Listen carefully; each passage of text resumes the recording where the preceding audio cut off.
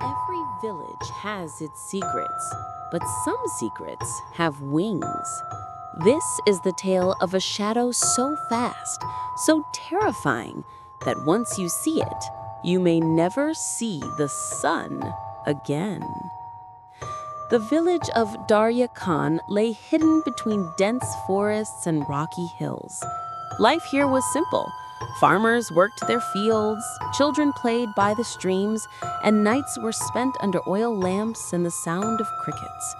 But the villagers had one rule: never stay out after dark. Children grew up hearing the same warning. The elder said that when the moon disappeared, a giant shadow flew over the forest. Some claimed it was a demon.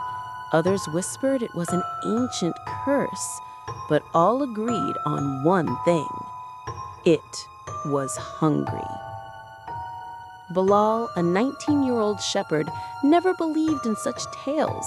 He thought they were just stories to scare kids. But one night, his disbelief was tested. Bilal was late returning from the pastures. His lantern flickered as he walked along the lonely path. The forest on either side was alive with strange noises, howls, rustling leaves, snapping twigs. Then it happened. Whoosh! A gust of wind hit him, strong enough to make him stumble. He looked up and froze. The stars had vanished. Something enormous was blocking the sky. Its wings stretched wider than any bird, its outline jagged and terrifying. And then, two eyes glowed in the dark, red, watching. Bilal's heart raced. He dropped his lantern and ran.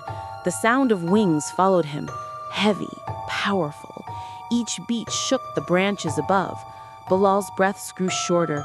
His feet slipped on the wet path, but he didn't stop. At last, he saw the faint light of his home. He rushed in, slammed the wooden door, and collapsed to the floor. His mother screamed, rushing to him, but Bilal couldn't speak. Outside, silence. The wings had vanished. The family thought it was just his imagination. But that night, the entire village heard it. Deep, echoing screams from the forest. Not animal, not human, something else. When a boy goes missing in the dead of night, sometimes you blame fate, but sometimes fate has wings. The villagers of Darya Khan were about to discover that the shadow above them was watching. Morning light crept slowly into the village, but instead of roosters crowing and children running through the fields, there was silence. Fear hung over Darya Khan like a heavy fog. Bilal was gone. The elders gathered in the square, their faces pale. "It has returned," whispered old Haji Karim, his voice shaking. "The giant bat, the curse of our fathers." The younger men refused to believe. "It's just a wild animal," one argued. "Wolves, maybe, or a leopard."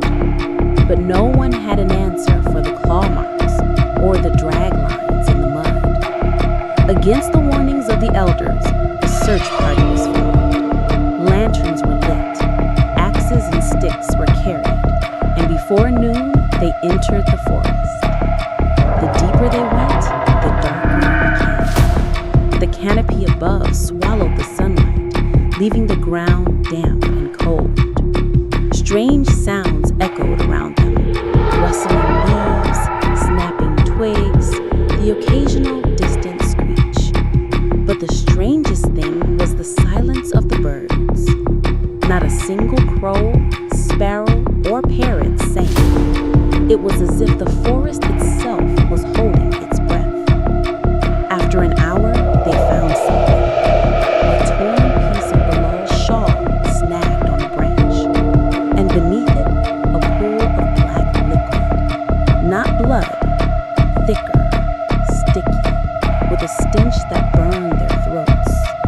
The men exchanged nervous glances. One of them whispered, This isn't human." As they moved forward, the air grew heavy.